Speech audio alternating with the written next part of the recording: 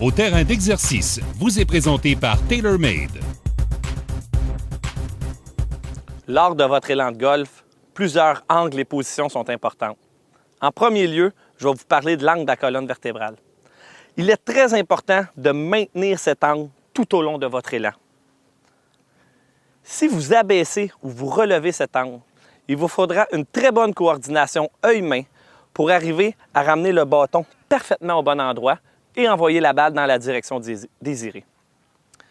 Un autre conseil, lorsque vous prenez votre position, dégagez le menton. Ça va donner de la liberté à votre épaule arrière pour passer et de la liberté à votre épaule pour repasser sur votre élan avant.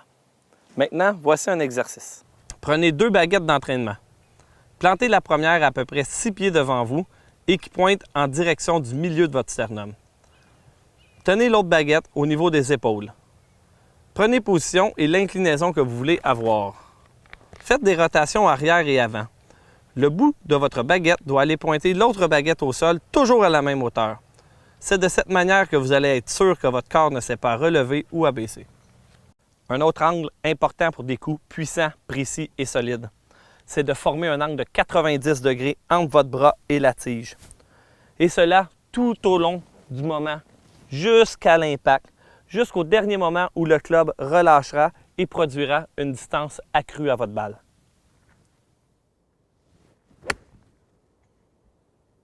De nombreux joueurs perdent cet angle trop rapidement en désarmant les poignets. Un bon exercice consiste à monter le club en utilisant seulement le bras avant. Au moment de débuter la descente, placez un doigt de votre main arrière autour du shaft et résistez au désarmement du poignet avant. Mémorisez cette sensation et lors d'un élan normal, vos poignets se relâcheront naturellement au point bas de votre élan. Un autre angle important est la flexion de votre genou arrière. Lorsque votre genou arrière reste fléchi, cela limite la rotation de vos hanches et permet au haut du corps d'emmagasiner de l'énergie. Plus ce ressort sera serré, plus grande sera la puissance au moment de l'impact. Par contre, l'inverse est aussi vrai.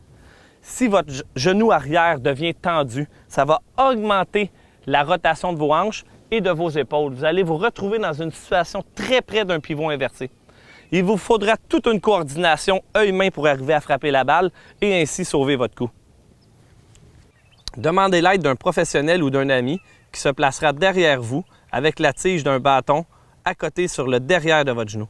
Demandez-lui de maintenir le bâton en place et qu'il ne bouge pas pendant que vous faites votre rotation arrière.